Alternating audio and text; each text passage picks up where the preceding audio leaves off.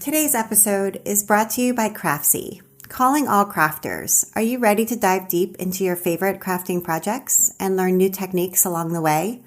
Then it's time to join Craftsy Premium membership. For only $1.49, you'll receive a full year of access to expert-led tutorials, patterns, and projects in every category you can imagine. With a massive library of resources at your fingertips, you'll be able to create your best work yet and bring your crafting dreams to life. Don't wait. Sign up now at craftsyoffers.com and discover the endless possibilities of Craftsy Premium membership. Thank you so much, Craftsy. And now, here's the show.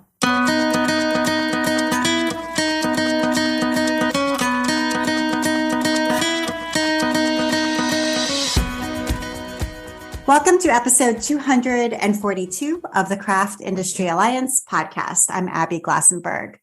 Craft Industry Alliance is a community for craft professionals where you can strengthen your creative business, stay up to date on industry news, and build connections within our supportive trade association. Check it out at craftindustrｙalliance.org. Today on the show, we are talking about folklore with my guest, Diana Baird N'Diaye. Diana is a senior curator and cultural heritage specialist at the Smithsonian Center for Folklife and Cultural Heritage. She previously held positions as folk arts program analyst at the New York State Council on the Arts and curator-in-chief at the Muse Community Museum of Brooklyn in New York. Dr. N'Diaye is also a maker, creating quilts, necklaces, clothing, bags, and everything in between.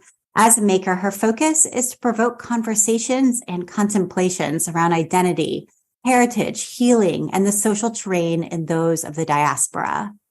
Utilizing her creativity as an anthropologist, Diana's travel and research permeate through her work. Her art is shaped by her identities as a citizen of global Africa and second-generation transnational. Diana Baird N'Diaye, welcome.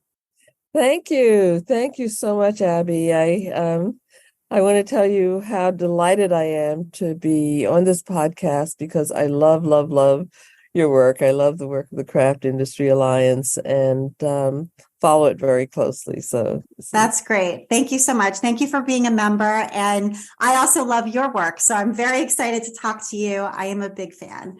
So I would love to kind of go back. We're going to dive into all the work and projects. You have many projects that you're doing now, but I think it's helpful to sort of ground the conversation, if we can, a little bit in sort of your background. So I know you were born in New York, but as a baby, you moved to Bermuda. So tell us a little bit about your upbringing.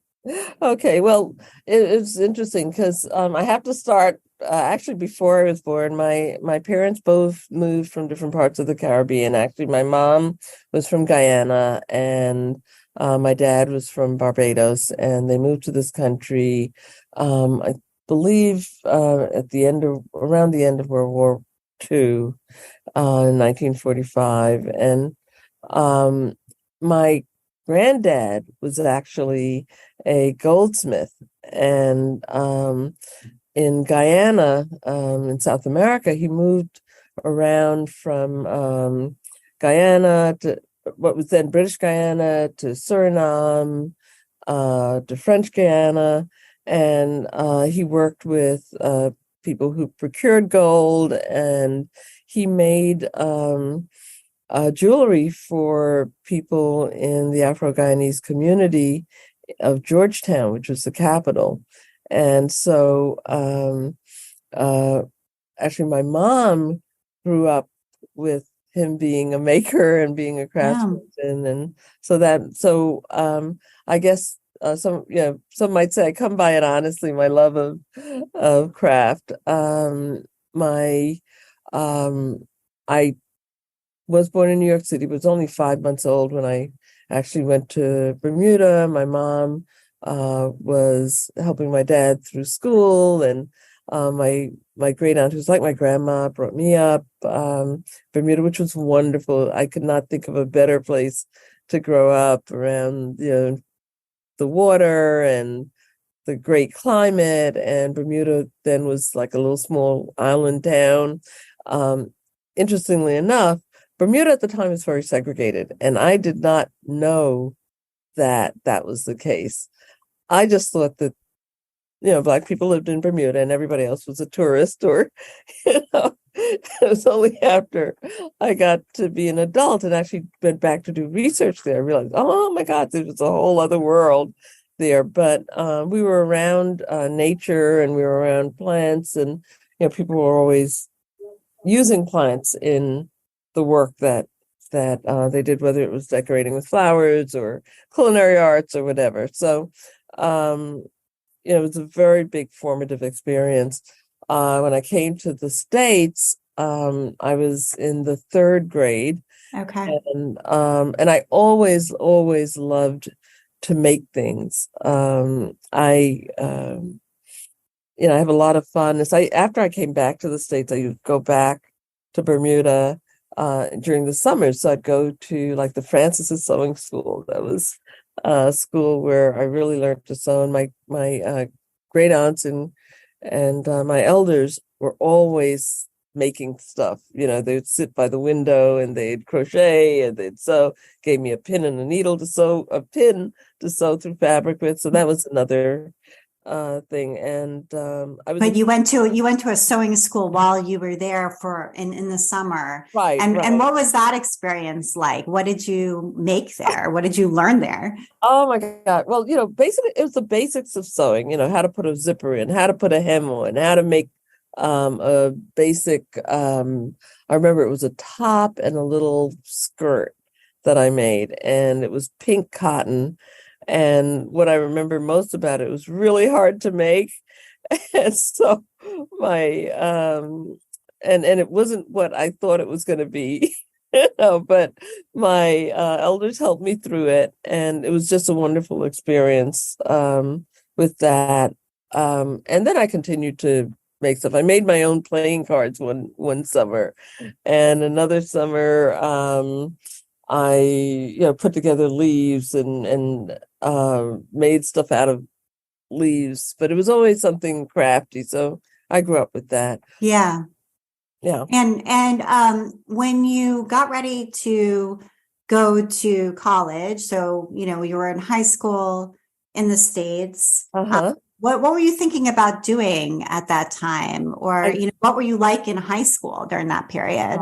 I was always an artist. I was always a maker. One of the inspiring things is that I saw in Bermuda during one of those summers, I saw a cousin of mine who made her entire wardrobe. She sewed her entire wardrobe for college.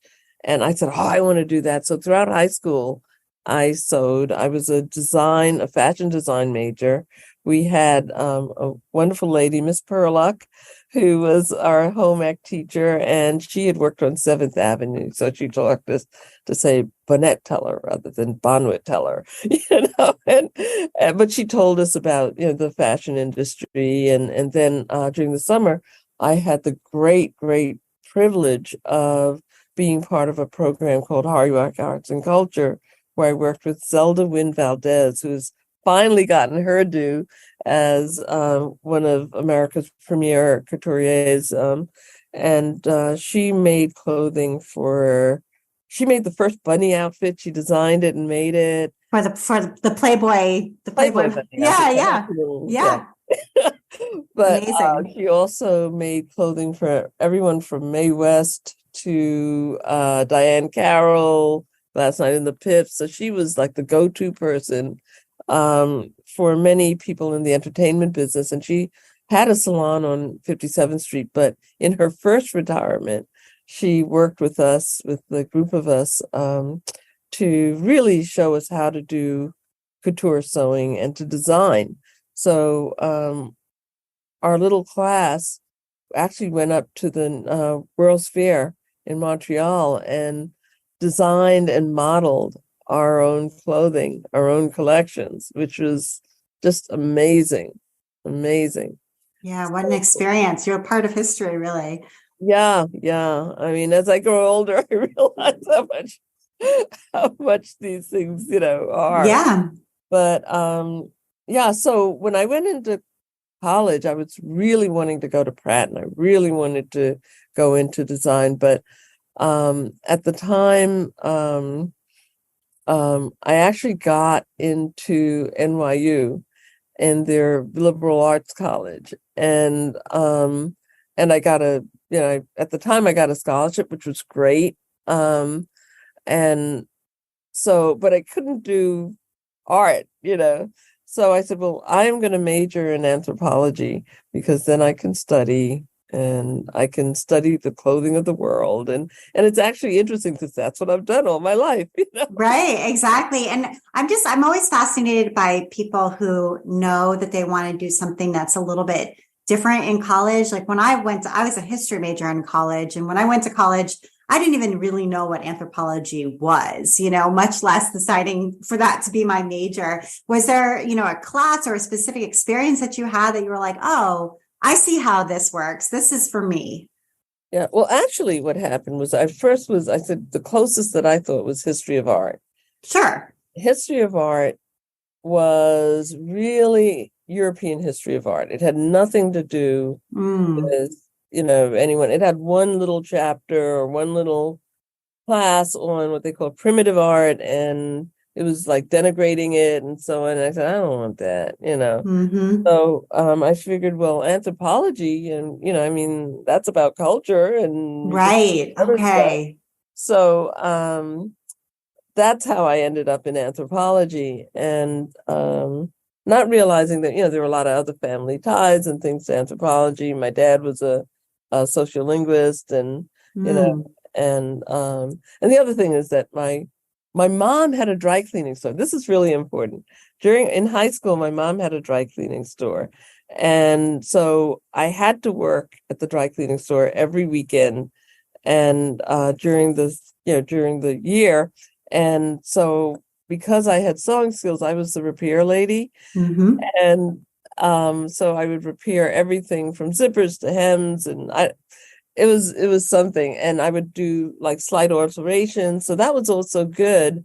And she allowed me to put a little boutique in the front of the store. And so I would make my own creations and I'd put them in the front of the store. And I actually had the audacity to go to Macy's and say, look, I have these wonderful clothes, I want them in your boutique. And they said very kindly, well, we have stores all over the country. So even our one of a kinds are like, you have to have at least 25 of them. And I was, there's no way I was going to do that. So, that was a lesson in the industry. And my parents frankly thought that the industry was going to be too hard for a lot of reasons. And it was also, during the 1960s, and there was a lot of racism and so on in the industry as well. So, they were concerned for me and wanted to get, they said, a college education and better education. So, and then they said you could be a garbage person. And my mom always said, but you got to get that degree. So, Right. And this is all, part of this. But during my second year in college, I ended up getting an internship with the education department at the Museum of Natural History in New York. Wow. And that was wonderful because just the stimulation and the inspiration and everything. But again, it was, mostly anthropology, and got to meet some really wonderful people there. And ended up, I think, changing the course of my work. I knew I didn't want to teach in a college, but Mm-hmm. also I got introduced to museums, and I was able to teach craft classes with anthropology, in the museum. And so after I graduated, I ended up doing a lot of freelance work as an art educator, basically, or as a teaching artist or whatever. And but combining the anthropology with the actual practice. Thinking. Right. Right. And then you took a job at the Muse. And what is that museum? I've never been there. I don't know if it's still around, or what is it like? Unfortunately, it's not around Oh, anymore. okay. It was, let me see. Actually, I left something out. Oh, sure. Before I got to the Muse, I got hired out of college at the Brooklyn Children's Museum. Oh, okay. And the Brooklyn Children's Museum was a new museum, and I got hired to as an anthropologist to go and do research, but then ended up as a museum educator when that project ended. And so I stayed there for a few years, and then afterwards, I actually went back to school, got a master's, came back, and got hired by the Muse, which was an African American community museum. And it was at a time when African American artists were not being represented at all in major museums. Right. So there was a movement to start our own museums. And that's still, it's grown, and a lot of wonderful museums have come out of that, which are still around. The Muse, unfortunately, like some other museums, did not survive. But they did great publications. It was a great place to cut my teeth. I did exhibitions mostly on craft. I did one I loved was called African American Quilts, Quilt Works, a continuing tradition. And we worked with artists who were making, at the time, contemporary quilts. One of the people who was in that show was, Faith Ringgold was in that show. Yeah. It just started out. Joyce Scott and her mom were in that show.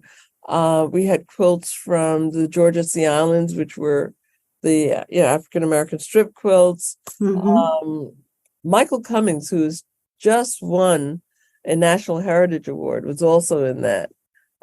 So a lot of folks, and we had this great conversation with quilters and the next generation at the time. It's still one of the proudest things that I've ever. Yeah, that was really ahead of its time. Like, when was that around? Like, what was that? 1981. Wow, that's amazing. So cool. It was actually before Faith Ringgold started to do her story quilts. Yeah. Today's episode is brought to you by Craftsy, and here is a message from Craftsy. At Craftsy, we know making. Whether you're new to the handmade life or looking to advance your skills, we have classes for all maker levels and interests, from knitting and sewing to quilting and embroidery, cooking, baking, paper crafts, and more. Craftsy's instructors guide and encourage you, empowering you to turn ideas into realities. And they have an exclusive offer for Craft Industry Alliance podcast listeners. Right now, you can get a whole year of their premium membership for only $1.49. Visit craftsyOffers.com to sign up, and the discount will automatically be applied at checkout. For only $1.49, you'll get a full year of access to over 2,000 premium full-length classes. It can be challenging to know where to go to learn new things, especially when you're an absolute beginner. Craftsy's instructors help build strong foundations as they teach, setting you up for success and helping you fix mistakes as you go. Their enthusiasm and strong teaching style make learning accessible to all. If you're an experienced maker and looking for new challenges and fresh projects, Craftsy is for you too. From perfecting your fondant skills to tackling complex stitches, from eye-catching garden design to next steps in sourdough, Craftsy has advanced classes in all crafts from instructors who are experts in their field. With over 2,000 classes, including downloadable patterns and recipes, Craftsy has a class and a craft for everyone. Visit craftsyOffers.com today and get a year of Craftsy premium membership for just $1.49. Start turning ideas into projects you can be proud of. Get this exclusive offer at craftsyOffers.com. Thank you so much, Craftsy. And now, back to my conversation with Diana.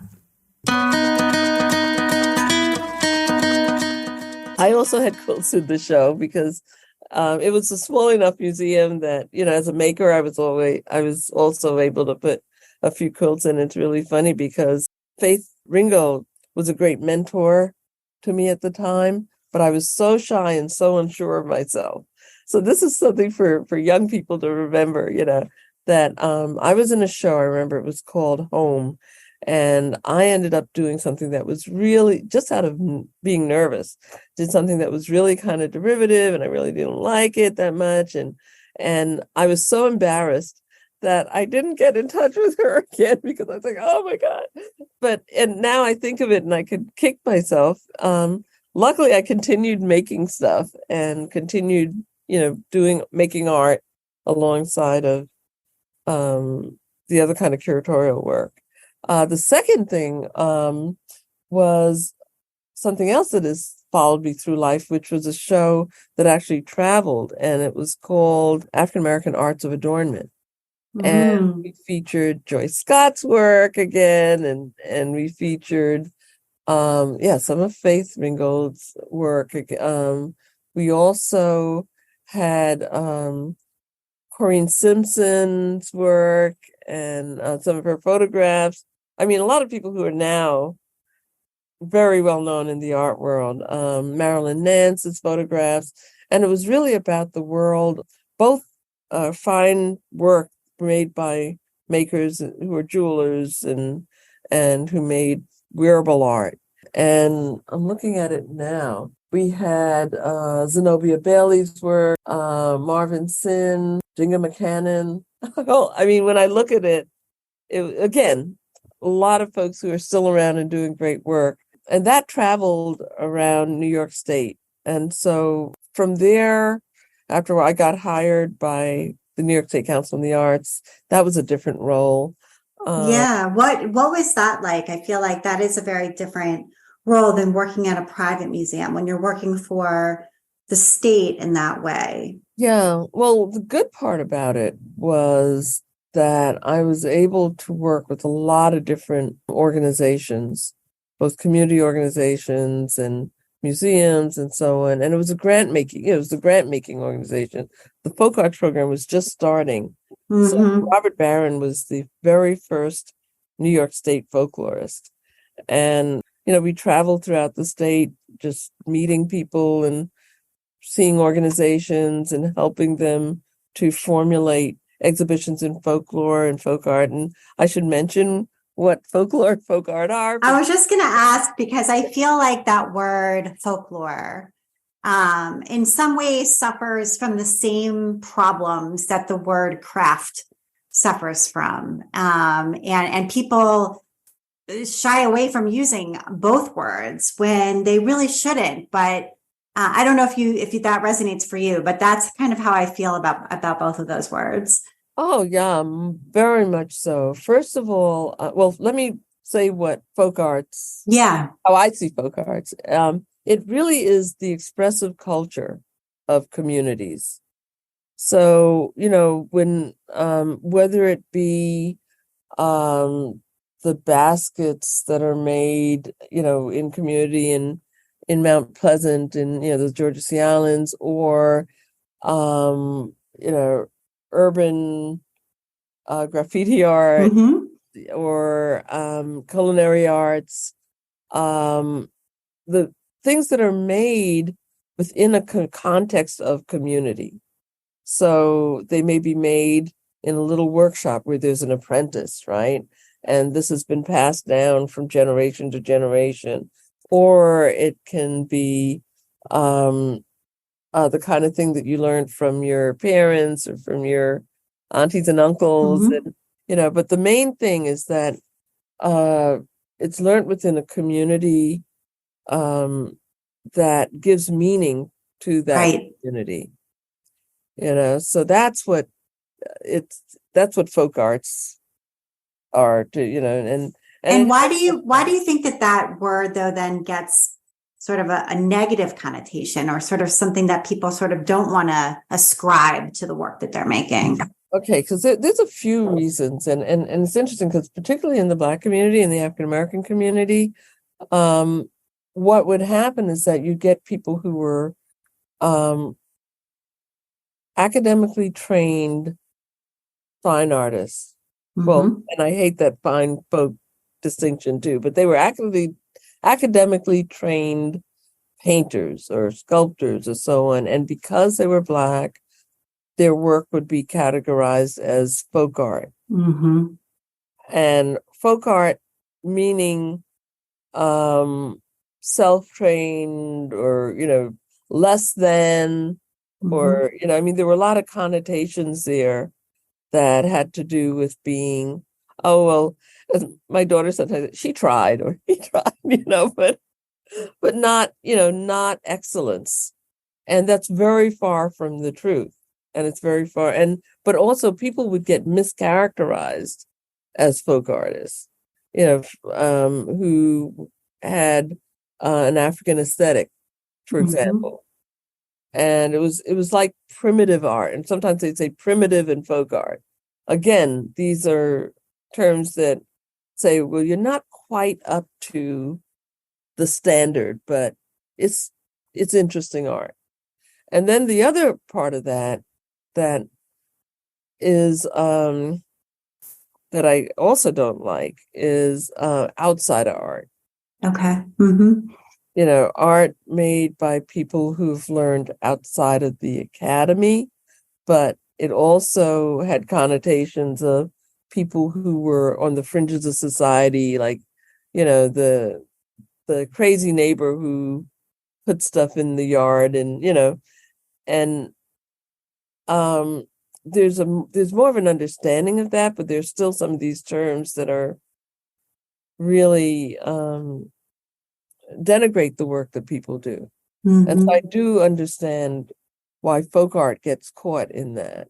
Yeah, absolutely. And so while you were working with this agency in New York with going out into the community, meeting with groups that were putting together exhibitions and things like this, is that when you sort of first began to identify yourself as a folklorist or as somebody for whom folk art is going to be a key piece of your career?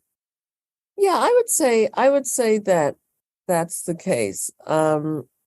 Because, I came to understand what it was.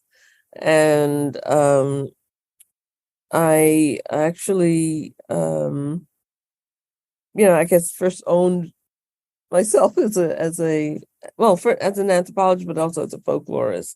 And people always mix up that term because they think that folklorists are people who tell stories. Right. Well, folklorists collect narratives from families and from individuals and so on, but it's not synonymous with being a storyteller, And Zora Neale Hurston was trained as an anthropologist and a folklore. She actually, her first essays were in the the Journal of the American Folklore, which actually, I've had the privilege of writing for now, but she was like in that gap. And one thing that was so interesting, she was recording the expressive culture, language, traditions of African American communities, and she was also, obviously also an amazing writer, and I think again someone who people learned about after she passed away, and people are still now learning more about that. So she is like my patron saint. And how did you first connect with the Smithsonian? Because you've been there for a long time now, but my understanding is that initially your sort of assignment there was meant to be very temporary. Yeah, actually, I was working at the New York State Council on the Arts, and I was also doing work with my husband with the Senegalese community. My husband was from Senegal and was trained as a social worker and was a community activist and organizer.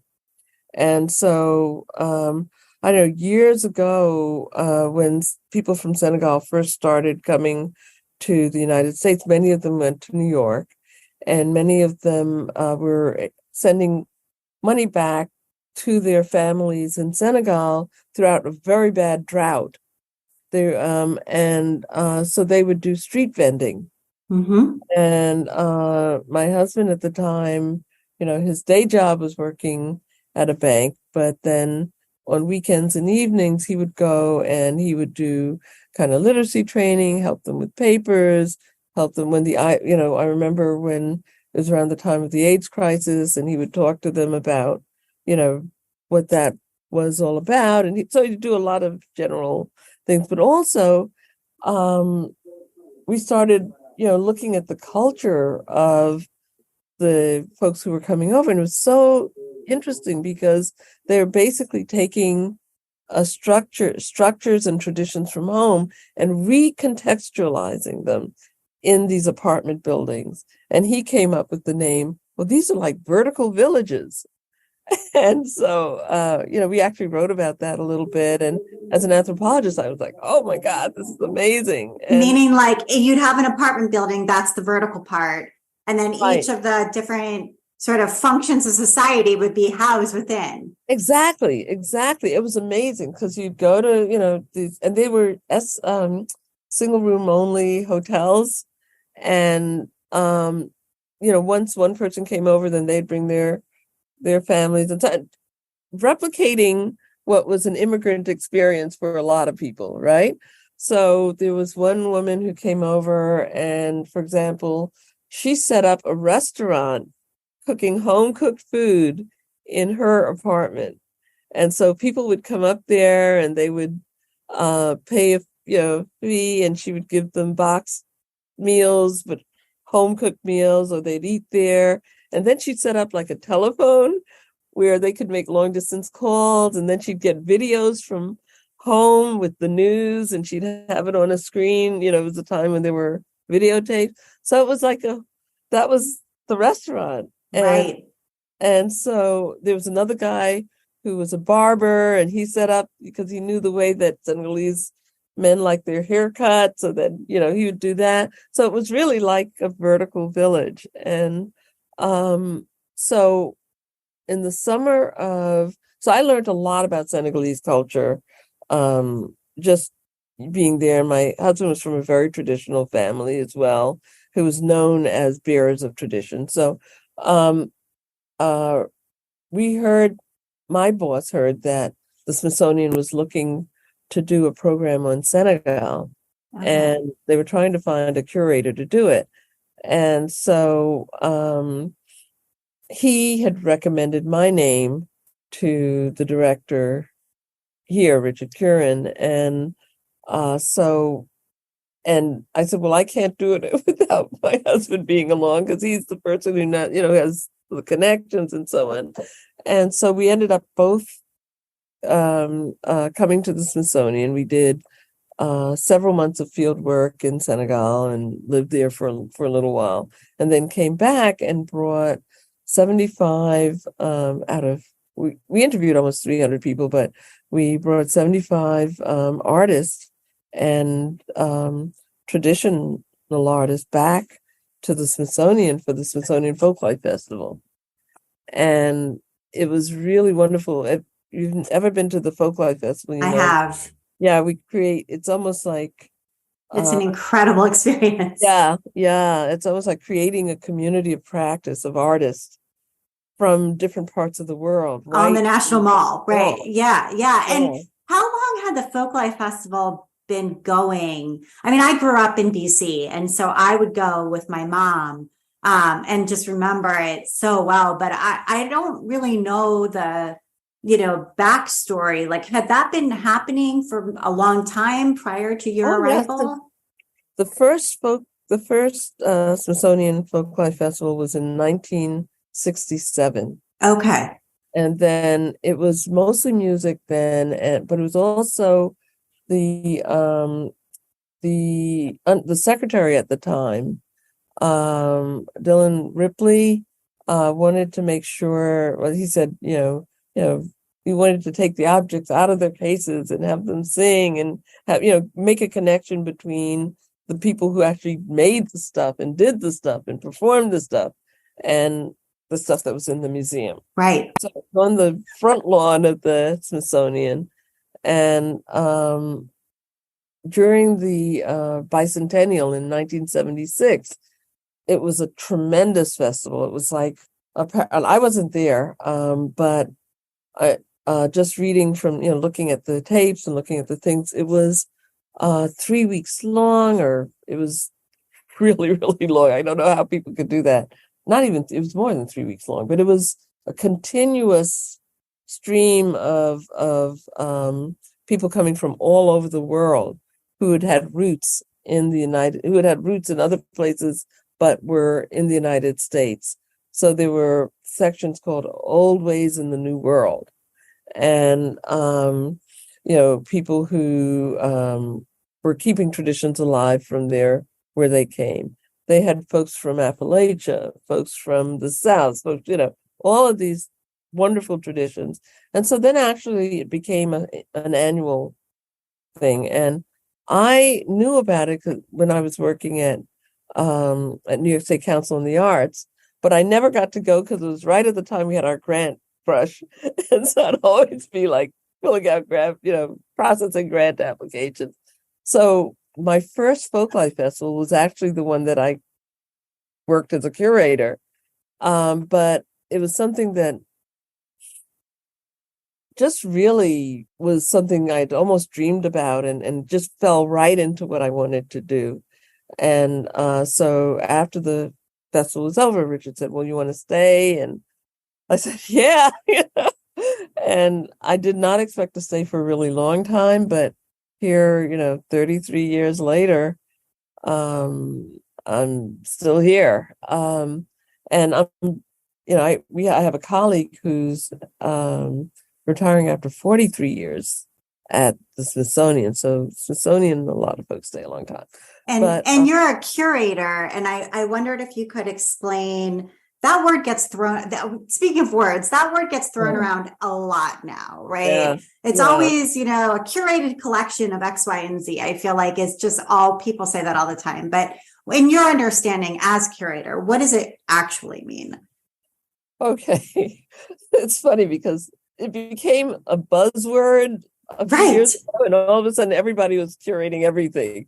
But the role of the curator was originally someone who pulled together a collection of objects and who took care of them and who put them on exhibition in a certain way. In other words, pulled from conceptualized or was asked to conceptualize a collection or a theme for an exhibition, and then put that together in a way that made sense. So it was almost like, in a way, it's a form of art and scholarship. So it's putting together the information or the objects and putting them together in a way that people can understand, that visitors can come and understand. And as a folklife curator, what we did was that we curate traditional expressive culture, like programs on expressive culture. So it's getting away from the object.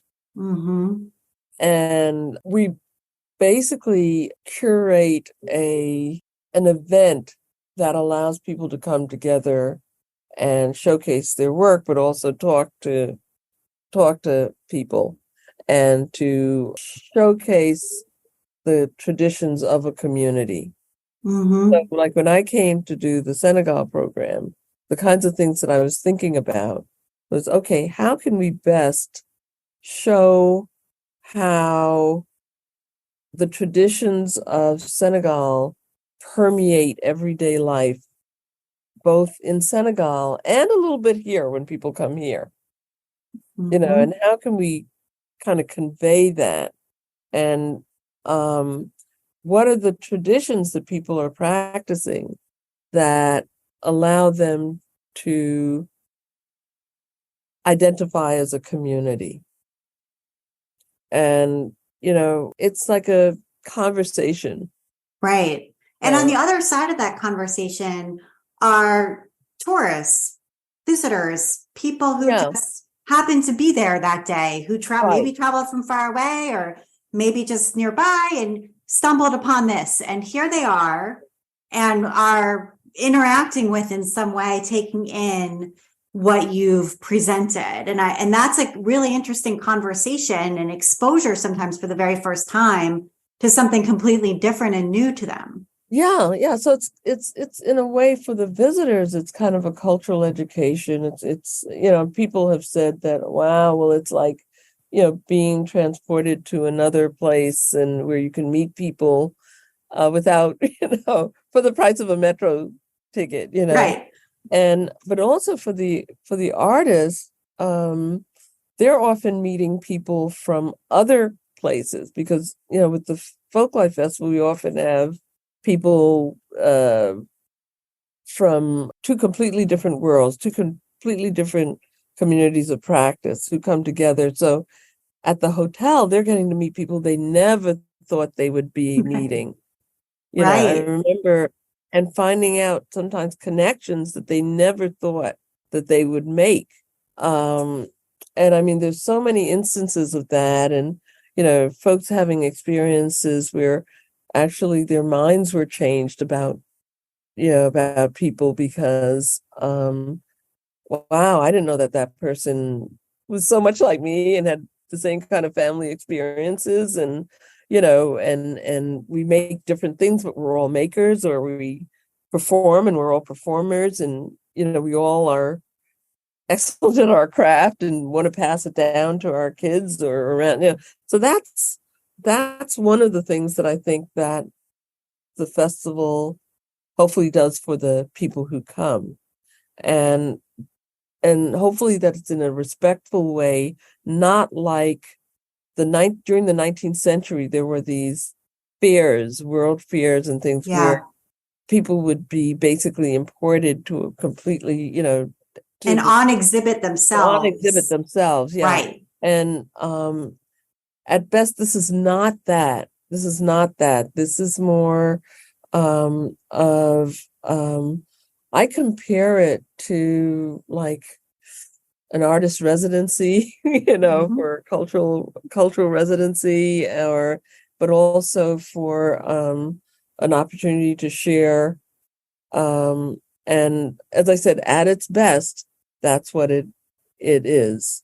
I think that it's especially where the language is different. It's not always a perfect kind of thing, but I think also what the work over the years, my colleagues and I have done is move towards community curation, participatory curation, where the community comes together and says, okay, this is what we want. This is how we want to represent ourselves. Right. And so that idea of people telling their own stories, being able to tell the story of their own culture, of their own practices in their own words, I think is a really important part of this as well. Yeah. And they're new. The center now, where I work, we have several components. We have the Folklife Festival. Right. And that's an annual event. Tell people when it is and so that they could go if they've never heard about it before. Last week in June, first week in July. Okay, right. This year is going to be really interesting because we're tackling the subject of religion in America. Wow.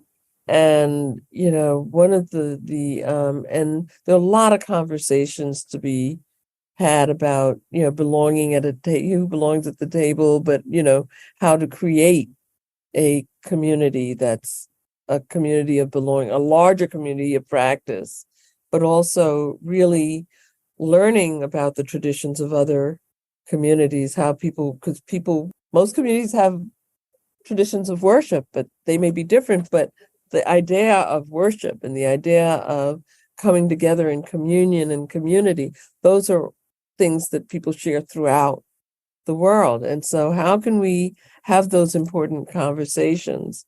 And one part of those conversations is part that I was happy to have a part in that, which is conceptualizing makers of faith.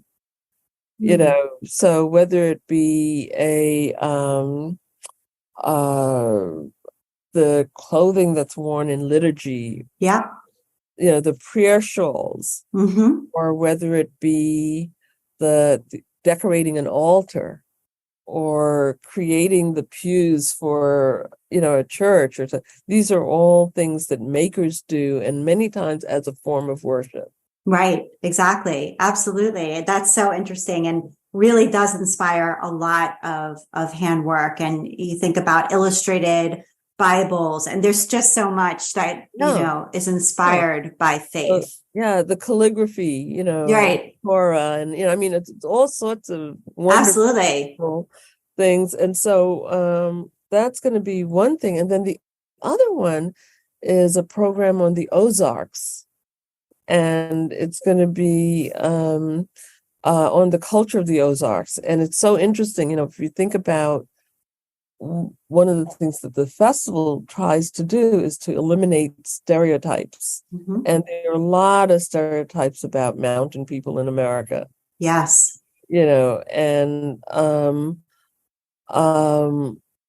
this program hopefully will get folks to know some of the real people from the Ozarks and to understand the really rich, deep traditions, both in music and in craft. And so it's going to be a fantastic exhibition. Absolutely. So I hope people will come to this year's Folklife Festival. And I also wanted to make sure we talk about a project that I think was sort of started or taken up during the pandemic that we got to be part of. And it's the African American Craft Initiative. I think that's what it's called. Yeah. And so talk a little bit about that. And we were really honored to be invited to be part of it. And also just absolutely love to get the newsletter that's affiliated with that initiative as well. And I highly recommend people sign up for it because there's lots of interesting things to read and know about that come through there. Yeah. Well, it's so funny because it was kind of an accidental project, spurred by the pandemic. We were starting to work on a program called the Crafts of African Fashion, which was looking at the makers behind this really big worldwide boom in African fashion. And then the pandemic hit, so we weren't able to do that.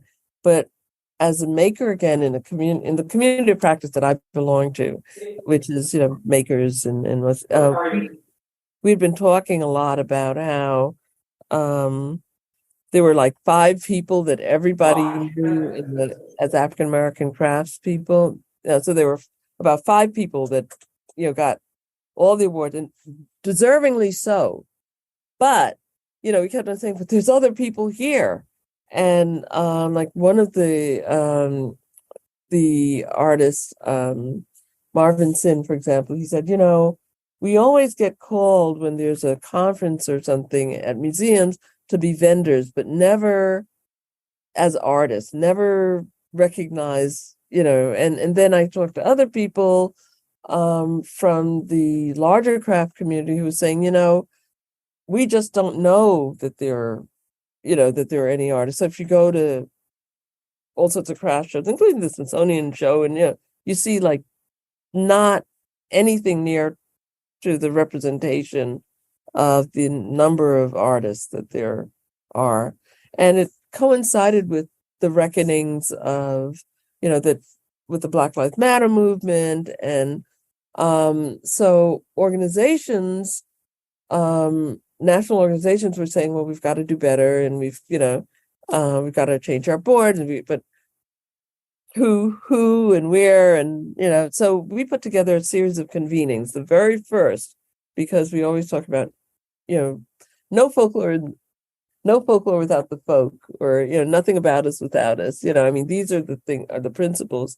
So the very first thing was that we put together convenings with African American artists, craft artists, and art organizations. And we had a very wide umbrella. So we talked about heritage artists as well as artists who were contemporary, who were artists who worked within the craft medium but considered themselves interdisciplinary. And so then we had one with craft organizations, and people, including myself, did not realize the breadth of African American craft organizations that were that were around, and like some with 25,000 members, and amazing. And then so after that, we gathered the information from that, and then said, so we went to national craft organizations that were not necessarily American, said, look, you all said that there weren't any of us, but here we are, and you can't.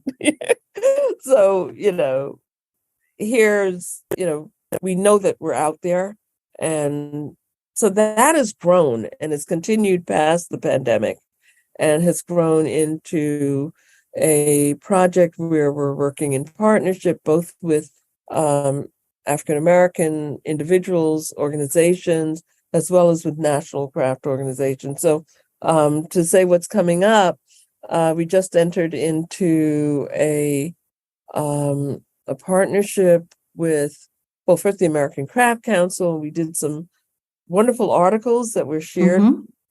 Our Folklife magazine and the American Craft Council magazine. We had a presence at at the craft show in Baltimore, at which some of our artists came out and presented there. We also have a project coming up with SURF, with the Craft Emergency Relief Fund, which is an incredible organization that supports people in crisis and so on. But also they have had workshops on legacy planning, and so we said, oh wow, well, it'd be great to have legacy planning, but with an orientation towards also African American elder artists working with younger artists, but pulled together by museums, having local museums around the country work with trainers who can help folks to get their stuff recorded, to get their stuff archived, to get online, and that's just starting. And we're working with Smithsonian Affiliations, which is a part of the Smithsonian that has affiliate museums around the country, and that's just getting started. And then the other one is with Folk Education and the Folk School Alliance, and there we are really anxious to work with teaching artists to see how, what impact and what kinds of things we can do to augment the number of folks within the teaching artist community nationwide at schools that have previously not had that, and maybe even to start the idea of an African American oriented craft school. So these are all the kinds of things that we're looking at. That's amazing. And I want to make sure before we wrap up, you've done so many interesting projects in your work, and but I wanted to touch on I think it's called The Will to Adorn, which is just such an incredible project, and inspired by I think a Zora Neale Hurston quote as well. So if you can talk a little bit about that and its goals and what it was. Sure. Well, The Will to Adorn started out with the idea of doing research into the African American aesthetics of dress. And the question is, what makes dress African American? Because folks may be wearing dress that's European dress and so on, but the style will be, there'll be something different. And the more we got into it, we realized, first of all, there's a lot of diversity, and there are many communities of style that reflect thoughts about the world, thoughts about community, thoughts about freedom, thoughts about resistance against oppression. And this has been something continuous throughout African American history and continuing into the present. And we realized that, like every other community, the African American community is not one monolithic community. So the more we got into it, the more we realized, wow, well, this is looking at African American diversity through the lens of clothes and through people's own voices, because we also wanted to make sure that people talking about what they wore was central. And we had a Folklife Festival program where we had artisans of style who were makers, who were making for communities. And so I've been working on a book for a really long time that will be published by University of Mississippi Press. Hopefully it'll be coming around this time next year. But it's all on, it's called The Will to Adorn, African American style and the aesthetics of identity. And so that's amazing. We can't wait to get it. I think that's just an incredible topic and one I'm really eager to read about. So yeah, that's great.